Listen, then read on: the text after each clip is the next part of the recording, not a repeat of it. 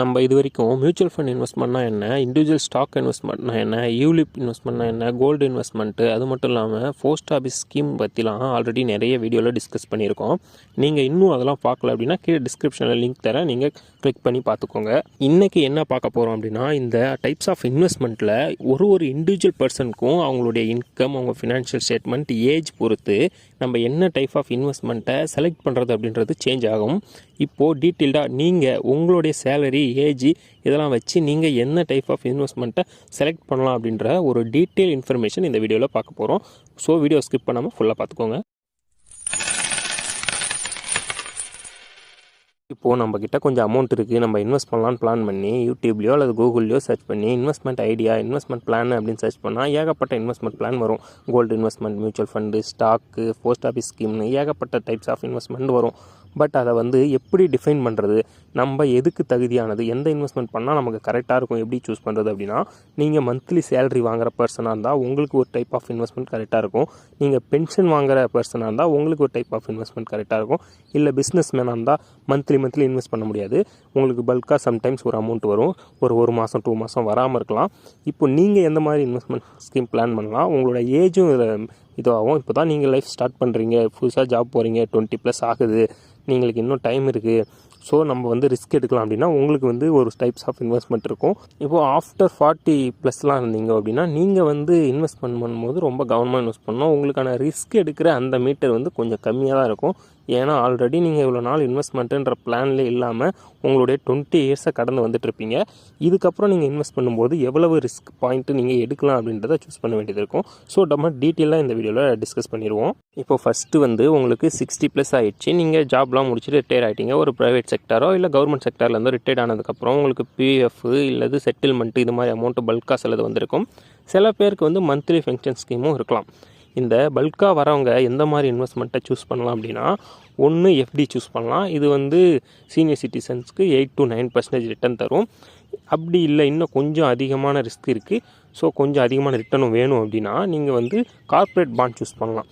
இந்த 2 investment plan தான் உங்களுக்கு பெஸ்ட். நீங்கள் இண்டிவிஜுவல் ஸ்டாக்கோ இல்லது மியூச்சுவல் ஃபண்டோ செலக்ட் பண்ணிங்க அப்படின்னா அதுக்கு லாங் டேர்ம் வெயிட் பண்ணால் தான் ரிட்டர்ன் ரிஸ்க்கு கம்மியாகும். ரிட்டர்னுக்கு நீங்கள் ஷார்ட் டைமில் போட்டிங்க அப்படின்னா மார்க்கெட் பேரிஷாக போகிறதுக்கான சான்சஸ் இருக்குது. அது திரும்பி ரெக்கவர் ஆக 10 இயர்ஸோ இல்லை 5 இயர்ஸோ குறைஞ்சபட்சம் ஆகிறதுக்கான சான்சஸ் அதிகமாக இருக்குது. அவ்வளோ டைம் நமக்கு இல்லை, வெயிட் பண்ண முடியாதுன்ற சமயத்தில் நீங்கள் யங்ஸ்டர்ஸ் தான் இதை சூஸ் பண்ணணும். நீங்கள் சேஃபாக எஃப்டியோ அல்லது கார்ப்பரேட் பாண்டோ சூஸ் பண்ணிக்கிறது உங்களுக்கு பெட்டராக இருக்கும். அப்படி இல்லைனா இந்த ரிட்டர்ன் எனக்கு தேவையில்லை, சேஃபாகவும் இருக்கணும், என்னுடைய நெக்ஸ்ட் ஜென்ரேஷனுக்கு கிடைச்சா கூட ஓகே தான் அப்படின்னா நீங்கள் கோல்டு சூஸ் பண்ணுறது ஒரு நல்ல ஆப்ஷனாக இருக்கும்.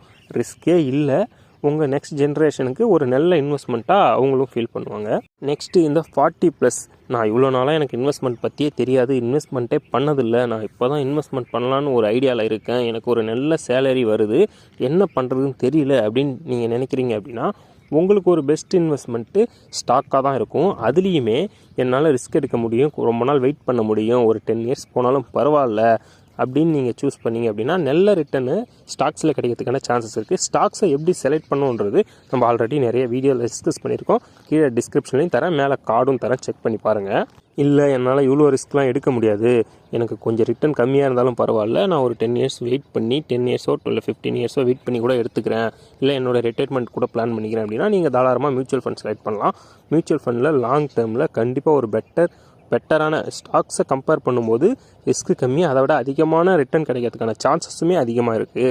அப்படி இல்லை நீங்கள் இவ்வளோ வருஷமாக சேர்த்து வச்சுருக்கேன், ஒரு அமௌண்ட் என்கிட்ட இருக்குது, இல்லைனா ஏதோ ப்ராப்பர்ட்டி செல் பண்ணியிருக்கேன், என்கிட்ட அமௌண்ட் இருக்குது, என்ன பண்ணுறதுன்னு தெரியல அப்படின்னா நீங்கள் கார்ப்பரேட் பாண்ட்ஸும் செலக்ட் பண்ணலாம். ஏன்னா கார்ப்பரேட் பாண்ட்ஸில் 10 to 11% வரைக்கும் ரிட்டர்ன் தரதுக்கான நல்ல A++ சர்டிஃபிகேட்டோடைய கார்ப்பரேட் பாண்ட்டை இஷ்யூ பண்ணுறாங்க. ஸோ நீங்கள் அதுவுமே சூஸ் பண்ணிக்கலாம். ஏன் இந்த மாதிரி ஈக்விட்டி சம்மந்தமான இன்வெஸ்ட்மெண்ட் தான் அதிக ரிட்டர்ன் தரும்னு சொல்கிறேன் அப்படின்னா, இப்போ பார்த்தீங்கன்னா நீங்கள் ஒரு பல்கான அமௌண்ட் வச்சுருக்கீங்க, இல்லை உங்களுக்கு ஒரு லேண்ட் இருக்குது, ஒரு ஹவுஸோ அது மாதிரி கட்டி ரெண்ட்டு விடணும் அப்படின்னு நினச்சிங்கன்னா, இப்போ ஒரு 10 லட்ச ரூபா போட்டு நீங்கள் ஒரு லேண்டை வாங்கி அதில் ஒரு 10 லட்ச ரூபா போட்டு நீங்கள் ஒரு பில்டிங்கை பில்ட் பண்ணி அதை ரெண்ட்டு விடுறீங்க அப்படின்னா அதுக்கான இன்கம் எவ்வளோவா இருந்துரும் நீங்கள் நினைக்கிறீங்க?